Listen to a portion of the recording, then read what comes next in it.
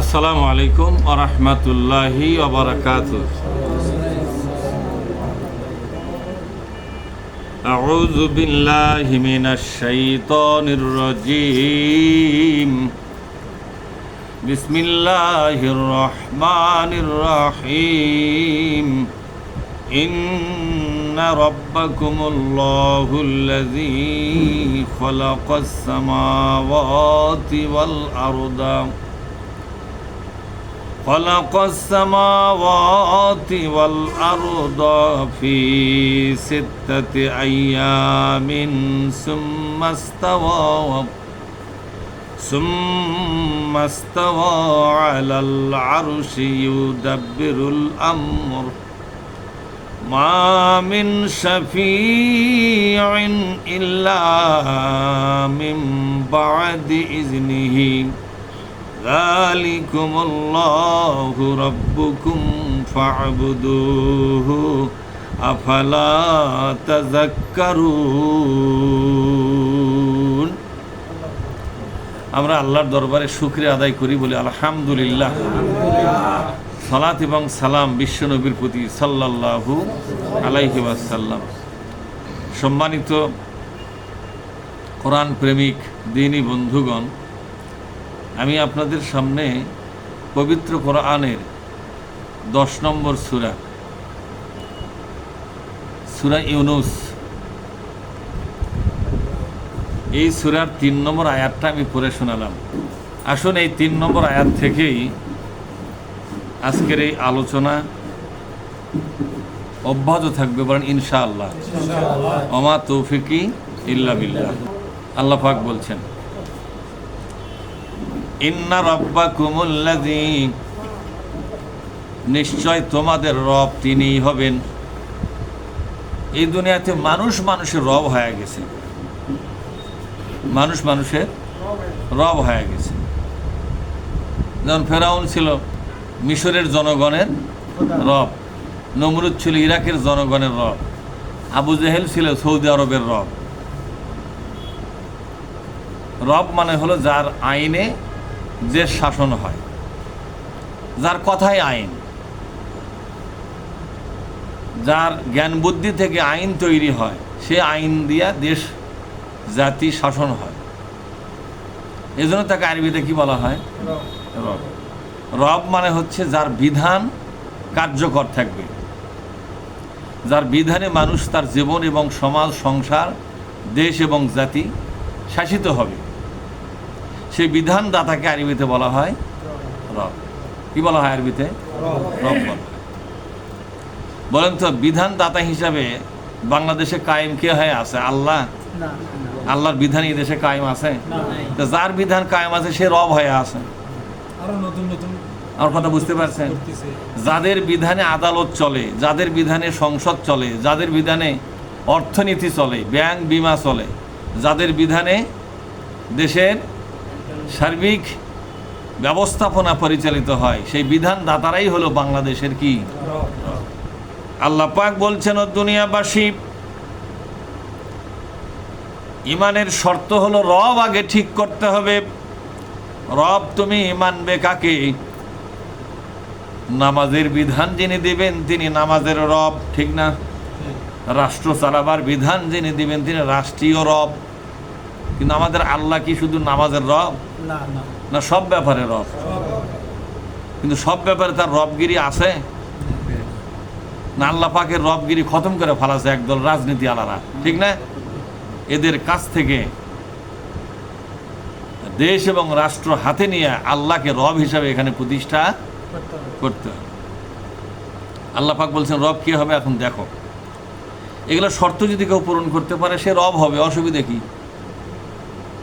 রব হওয়ার জন্য আল্লাহ একটা শর্ত দিলেন, সংজ্ঞা, ডেফিনেশন। সেটা কি?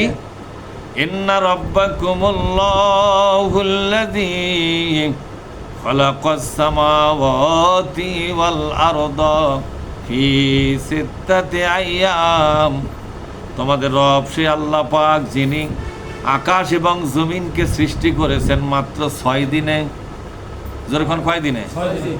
মাত্র 6 দিনে আকাশ এবং জমিনকে সৃষ্টি করেছেন। যদি কেউ রব হতে চায়, এরকম একটা আসমান, এরকম একটা জমিন, সাগর মহাসাগর, খালবিল নদী নালা, গাছ গাছালি, পাখিরা এবং পানি, আলো বাতাস, চন্দ্র সূর্য নক্ষত্র, এগুলো 6 দিনের মধ্যেই বানাতে হবে, তাহলে রব হতে পারবে। কেউ যদি রব হতে চাও তাহলে এগুলো জিনিস 6 দিনে বানাও। 6 দিনে কে 6 কোটি বছরও বানাতে পারবে? একটা আমের পাতা সৃষ্টি করে পারবে কেউ? একটা দুবলার ঘাস, একটা পিঁপড়া কেউ তৈরি করতে পারবে? তো 6 দিন কি?